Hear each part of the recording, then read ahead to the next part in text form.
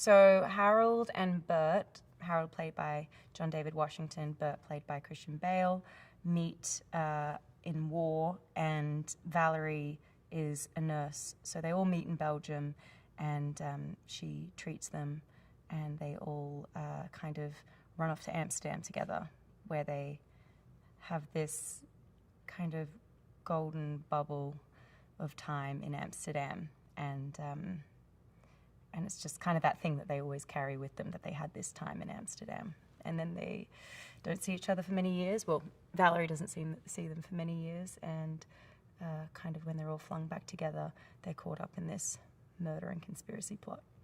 So during lockdown, I just started making art like she would, and it was really fun and bizarre. I mean, she's a quirky, bizarre kind of character anyway, but her art is also very, has a lot to say about life and mortality and innocence and power and all these kind of themes, but it's also maybe disturbing for some people. So I spent a lot of time making.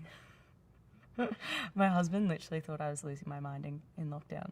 I was making masks, and found all these, I'd have glass eyeballs and mannequins and dolls and these x-rays of deformities and shrapnel and babies and all this, and I'd have make these little short films with my Super 8 camera, and some of that footage is in the movie. Actually, I watched kind of the movie and I was like, oh my god, that's my Super 8 movie. I'm because I sent everything to David, of course.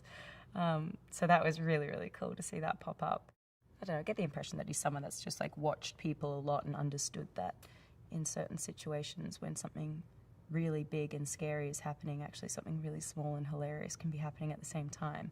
I feel like he does that a lot in his films, and certainly in this film. There'll be moments where it's kind of big world-ending sort of stakes, but then actually they're just all caught up in their own small thing, which can be really hilarious. I love it when directors kind of mix drama with comedy in that way. Otherwise it's just a bit too much to take, isn't it? I think that would definitely be Valerie's point of view too. So if you didn't find the humor and if you didn't find the beauty, you just couldn't do it. It's just too much.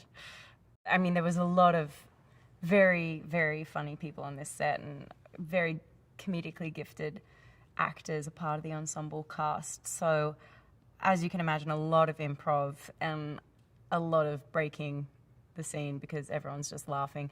I'd say anytime Mike and Michael, so Mike Myers and Michael Shannon, anytime they'd start riffing on bird watching stuff, I mean, we were just completely undone.